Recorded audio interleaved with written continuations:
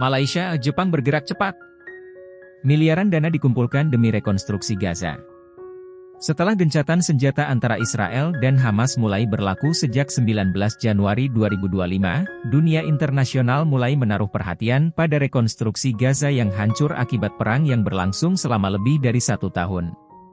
Di garis depan upaya ini, Malaysia dan Jepang mengambil langkah cepat dengan menghimpun dana besar untuk membangun kembali wilayah yang porak-poranda akibat serangan brutal tersebut.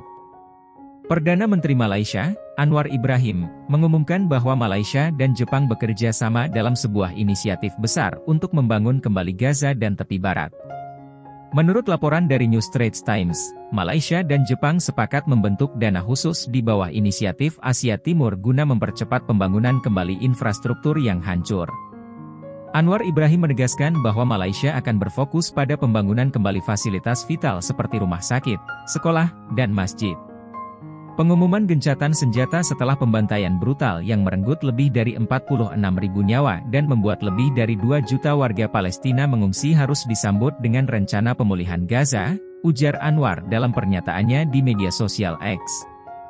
Laporan dari Perserikatan Bangsa-Bangsa, PBB, menyebutkan bahwa kehancuran di Gaza sangat parah, dengan lebih dari 80.000 bangunan rusak atau hancur. Menurut perkiraan terbaru, dibutuhkan dana sekitar Rp299 triliun dan waktu lebih dari 350 tahun untuk membangun kembali Gaza jika blokade tetap diberlakukan. Namun, dengan keterlibatan negara-negara besar seperti Malaysia dan Jepang, diharapkan proses rekonstruksi bisa berjalan lebih cepat. Malaysia berjanji untuk segera mengirim bantuan berupa tenaga ahli, insinyur, dan material bangunan untuk mendukung proyek ini. Selain Malaysia dan Jepang, Indonesia melalui Badan Amil Zakat Nasional, Basnas, juga turut aktif dalam upaya rekonstruksi Gaza. Basnas menargetkan pengumpulan dana sebesar Rp750 miliar untuk membangun fasilitas umum yang sangat dibutuhkan masyarakat Gaza. Hingga akhir Januari 2025, Basnas telah berhasil menyalurkan 45 truk kontainer bantuan kemanusiaan yang melintasi gerbang Rafah, Mesir. Bantuan tersebut terdiri dari makanan, air bersih, obat-obatan, dan kebutuhan mendesak lainnya. Menurut pimpinan Basnas RI, Profesor Insinyur Nadratuzzaman Hossein, MS, M.Isi, PhD, gencatan senjata ini harus menjadi momentum bagi dunia Islam untuk berkontribusi dalam membangun kembali Gaza. Kami berharap gencatan senjata ini bisa langgeng, sehingga mudah dalam membangun kembali Gaza tanpa gangguan lebih lanjut, ujarnya. Meskipun ada upaya rekonstruksi yang masif, masih banyak tantangan yang harus dihadapi. Salah satu hambatan terbesar adalah blokade yang diterapkan oleh Israel, yang membatasi masuknya bahan bangunan dan alat berat ke Gaza.